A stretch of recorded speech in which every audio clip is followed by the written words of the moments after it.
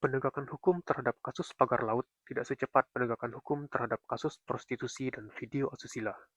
Kasus pagar laut misterius sepanjang 30,16 km di perairan Tangerang, Banten masih menjadi sorotan publik. Meski sudah hampir 1 bulan sejak kasus ini mencuat, hingga kini belum ada pihak yang dijerat hukum. Berawal dari laporan masyarakat pada Agustus 2024, pagar laut ini ditemukan tak memiliki izin dasar kesesuaian kegiatan pemanfaatan ruang laut. Kementerian Kelautan dan Perikanan menyatakan pagar ini melanggar aturan, namun penanganan hukum atas kasus ini justru berlarut-larut dengan instansi terkait saling lempar tanggung jawab.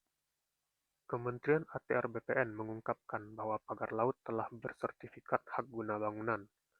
Ada 263 bidang tanah yang tercatat atas nama beberapa perusahaan seperti PT Intan Agung Makmur dan PT Cahaya Inti Sentosa, serta beberapa individu. Dua perusahaan ini terafiliasi dengan perusahaan Sugianto Kusuma atau Aguan. Sementara itu, mantan Menko Polhukam Mahfud MD menegaskan bahwa unsur pidana dalam kasus ini sudah sangat jelas, mulai dari kolusi hingga korupsi dalam penerbitan sertifikat. Ia juga menyarankan agar pejabat yang menandatangani dokumen HGB segera diperiksa untuk mengungkap aktor intelektual di balik kasus ini. Proses pembongkaran pagar laut oleh TNI AL sudah berjalan dengan 9 km pagar berhasil dibongkar dari total 30 km. Namun penyelidikan pidana masih terhambat. Direktur Polairut Polda Metro Jaya menyatakan bahwa pihaknya menunggu hasil penyelidikan dari KKP. Sementara KKP menegaskan bahwa kewenangan pidana berada di tangan aparat penegak hukum. Di sini terlihat saling lempar tanggung jawab antara Kementerian Kelautan Perikanan dengan kepolisian.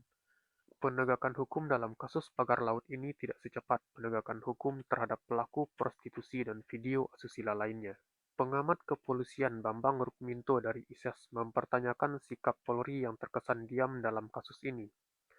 Ia menyarankan agar pemerintah segera membentuk tim gabungan pencari fakta untuk mengembalikan kepercayaan masyarakat terhadap penegakan hukum. Kasus ini menjadi ujian bagi pemerintah dan institusi penegakan hukum untuk menunjukkan keberpihakan pada kedaulatan rakyat dan keadilan yang sebenar-benarnya. Akankah kasus ini menemukan titik terang atau justru terjebak dalam pusaran arus tarik-menarik kepentingan?